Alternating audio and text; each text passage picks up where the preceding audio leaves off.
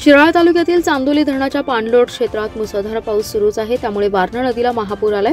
सकाळी धरणाच्या सांडव्यातून 15,785 क्युसेक तर वीज निर्मिती केंद्रातून 600 क्युसेक असा एकूण 16,385 क्युसेक विसर्ग नदी पात्रात सोडण्यात आल्याने वारणा नदीला महापूर आलाय। गेल्या आठवडाभरापासून पडत असलेल्या मुसळधार पावसामुळे वारणा नदीचे पाणी पात्राबाहेर पडून वाहते आणि त्याचबरोबर मोरणा नदीचे पाणीही पात्राबाहेर पडून वाहते।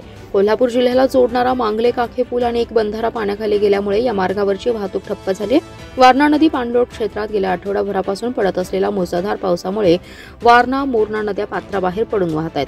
वारणा नदीवरील मांगले सावर्डे दरम्यानचा बंधारा गेल्या आठवड्यापासून पाण्याखाली गेलाय।